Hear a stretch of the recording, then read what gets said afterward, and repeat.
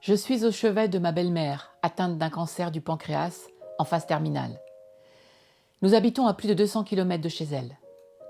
Lorsque son état a empiré en janvier et qu'il a fallu envisager qu'elle soit installée en soins palliatifs, ses voisins et amis se sont démenés pour qu'elle puisse rester à domicile dans son environnement familier. Depuis, ils se sont relayés admirables d'amour et d'abnégation pour la veiller, accueillir médecins et infirmières, vaquer à toutes les tâches quotidiennes pour que leur René soit au mieux du possible, vu son état. Mon épouse a fait plus d'une fois l'aller-retour, appelée par les voisins qui pensaient la dernière heure arriver. Fausse alerte. Renée est une battante qui en a vu d'autres dans sa vie. Cette fois-ci, cependant, l'échéance est plus proche que jamais. Elle gît sur ce lit médicalisé qui a transformé sa chambre en hôpital de campagne. La pompe à morphine lui délivre à intervalles réguliers une dose calmant les douleurs.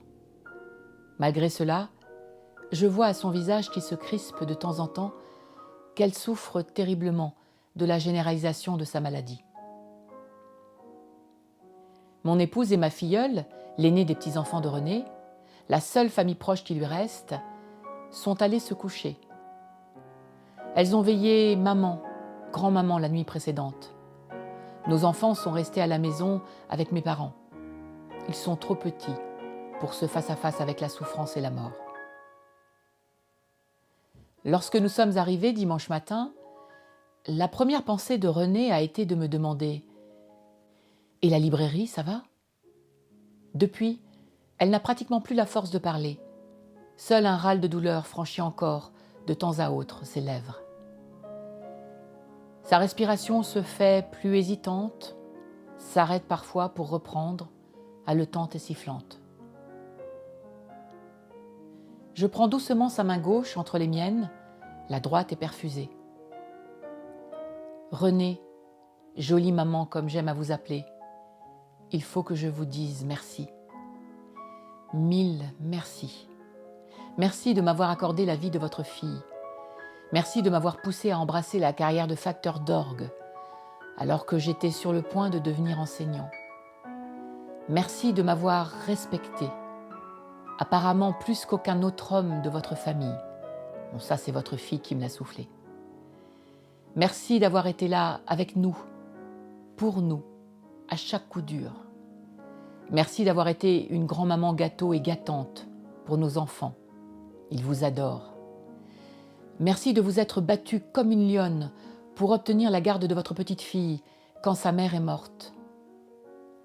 Merci d'avoir été là pour elle et de lui avoir permis de devenir la jeune femme qu'elle est devenue. Merci de m'avoir soutenue dans mon projet de création de la librairie. Merci de m'avoir prêté de l'argent pour constituer le capital de cette petite entreprise. Merci de m'avoir suggéré d'ouvrir un sex shop plus tôt, parce que ça marche toujours ça, selon vos dires. Merci pour tout ça et pour tout ce que j'oublie. À cet instant, je sens sa main se contracter légèrement dans la mienne. Douleur, assentiment à ce que je viens de lui dire, qui sait? La suite va être plus difficile à dire pour moi et sans doute à entendre pour vous. Je n'ai pas d'expérience si proche avec la mort, mais je vois à vos traits, à vos crispations, à vos souffrances, qu'il est difficile, si difficile de se laisser aller et d'accueillir le dernier souffle. Nous sommes là, votre fille et moi, pour veiller sur G. Elle a 20 ans, réussit bien dans ses études, fréquente un garçon beau comme un dieu grec et qui a l'air de l'aimer tendrement.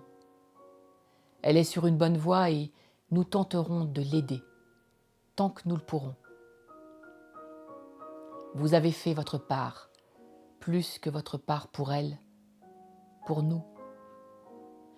Je suis pris d'une crise de larmes. Silencieuse, elle coule le long de mes joues. Vaincue par l'émotion, je me tais un long moment. Renée me serre encore une fois la main. Je reprends plusieurs fois ma respiration pendant que la sienne se fait de plus en plus irrégulière pour parfois s'arrêter de longs moments. René, vous pouvez partir. Vous pouvez mourir en paix. Son corps se tend, elle inspire une dernière fois, puis plus rien, pendant un long moment. Je tâte son pouls, que je ne retrouve plus. Il est 23h15. René vient de mourir. J'ai eu la chance et l'honneur de l'accompagner jusqu'au bout de ce chemin de douleur.